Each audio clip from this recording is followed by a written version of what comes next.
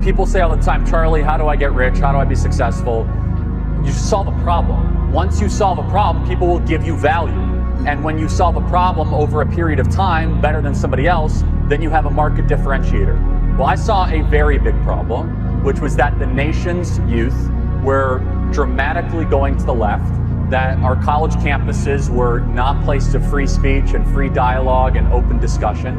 And so I decided to start an organization that would address that. It was called Turning Point USA. Started it in literally my parents' garage with no money, no connections, and no idea what I was doing.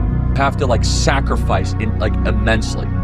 And as an entrepreneur, I'm always looking at new problems to try to solve and new ways that we can try to bring an innovative, passionate approach to try to make America a better and stronger country. But is there anything inherently wrong with a billionaire? No, most billionaires actually have solved big problems for us. People love hating on Elon Musk. I like Elon a lot. He's become a friend. I know there's been a lot of social media talk about it, but I refuse to say anything negative about Elon. Okay, you tell me the next time you're able to launch a rocket and land it. Actually, that's pretty cool. Okay, you're able to revolutionize the electric car industry. You deserve a lot of money. The one thing I wish I would be called more, which is actually true, is an entrepreneur.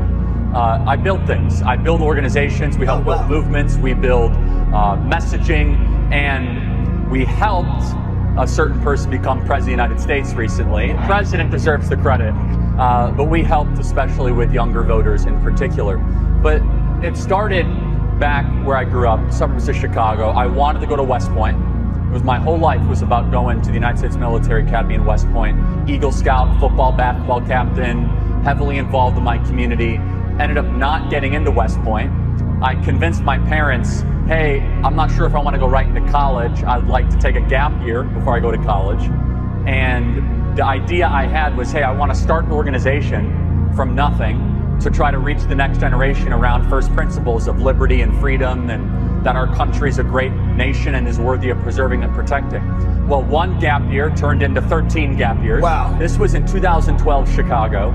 So the process was, look, I saw a problem, and entrepreneurs are problem solvers. It's that simple. But I'll say one final thing. People are so bad with money. Again, if your top priority is getting drunk, okay, then go do that. I know a lot of people, they're I want to be rich.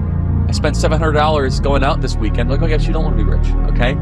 You want to feel good, and you want to have a bunch of, toxins go through your liver, but you actually don't want to live a life of happiness and contentment. And I'm not a moralist. If you want to drink, go ahead. It's a free society. Go do that. But then don't all of a sudden complain to me that you're not materially wealthy. Now, you have to sacrifice everything to want to become actually rich, unless you're born into it. No nights, few weekends. I traveled 3,000 days over a decade. I'm a million miler in American, Delta, United. I'm in all 50 states multiple times. It's thankless, gritty work. Not easy. So if you actually want to be rich, then there is a path for you. You have to sacrifice immensely. I don't drink alcohol. Tucker Carlson doesn't drink alcohol. Donald Trump doesn't drink alcohol. That doesn't mean that you can't be rich if you don't drink alcohol, but you must sacrifice stuff. Now, it might be that you create a good widget, or you might have a good social media app, or you might get good venture funding. But even those guys will tell you have to fail a lot, you have to sacrifice a lot.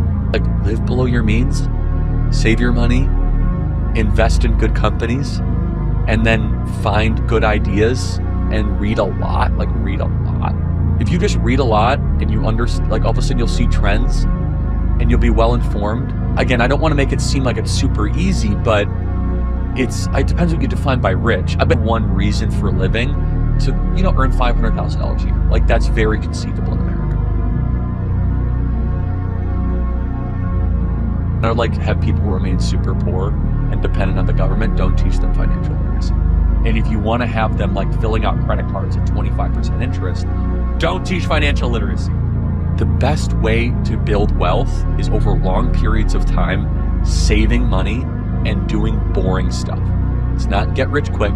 It's not big meme coins, right? It's not big spikes. It's just going to work, saving money, and living below your means. I know that's not the sexy answer everyone wants, but that's what Warren Buffett did. Warren Buffett's one of the world's wealthiest men. He started with very little money 70 years ago. And no one wants to hear that, right? They want to hear about what's the next NVIDIA? Okay, I don't know, but I can tell you that in 40 years, if you put $100 a week into a moderately managed, wealth account, you're going to be great. $100 a week, man. I can't afford that. Okay, well, let's talk about it. How much money do you make? Oh, I make $91,000 and you can afford $100 a week. How many young kids right now that are 17 can tell you the difference between credit and debit? They can't. It's one of the things I like about Trump's upcoming big, beautiful bill is that every new baby born in America will get a $1,000 loan from the federal government I don't know if you guys know about this, but in a investment account that they can't touch. They're 18, invested in the Dow Jones Industrial Average that they'll be able to monitor throughout their 18 years. It can be grown by philanthropists, family members, grandparents, so they'll actually be able to see their wealth increase. They're stakeholders. So if we have 2 kids, if we have another kid, that kid will immediately have a investment account that's only a one-way drop box. You can't access this money until you're 18. So it actually creates ownership units. If everything completely goes away, how do you want to be remembered? If I die? Everything just goes away. How would you, if you could be associated with one thing, how would you want to be remembered? I want to be remembered for courage for my faith. That would be the most important. The most important thing is my faith.